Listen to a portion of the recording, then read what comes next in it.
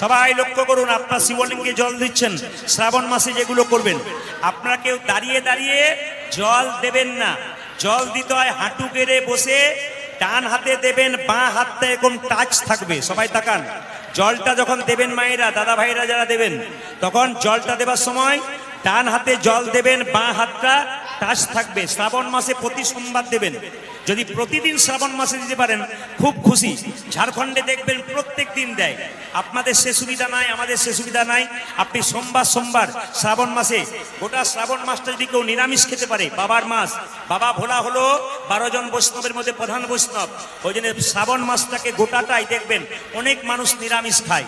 যদি আপনি গোটা শ্রাবণ মাসটা নিরামিষ না খেতে পারেন, সবার কাছে নিবেদন রইল, আপনার সোমবার সোমবার কিন্তু বাড়িতে আত্মীয় স্বজন চলে এলো, আপনার সোমবার দিন কিন্তু বাড়িতে নিরামিষ করবেন, একবারে বাদ দেবেন না। যতগুলো সোমবার থাকবে একবারে প্রত্যেকটা সোমবার নিরামিষ করবেন, দেখবেন আপনার বাড়িতে শান্তি আসবে।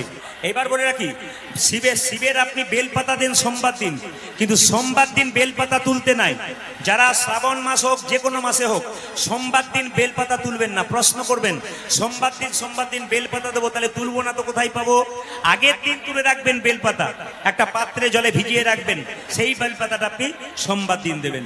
কিছু করতে হবে, তবে কিছু ফল পাওয়া যাবে। ও মায়েরা, আপনি পূর্ব দিকে মুখ করে জল দিতে পারবেন না, আপনাকে সবসময় উত্তর দিকে মুখ করে জল দিতে হবে। কি বললাম? শিবলিঙ্গে জলটা কোন দিকে দেবেন? উত্তর দিকে মুখ করে জলটা দেবেন। এইবার বলে রাখি, গঙ্গা জল দিতে পারলে ভালো, দুধ দিতে পারলে ভালো। এই শিবলিঙ্গে আপনারা পরিক্রমা কবার করবেন।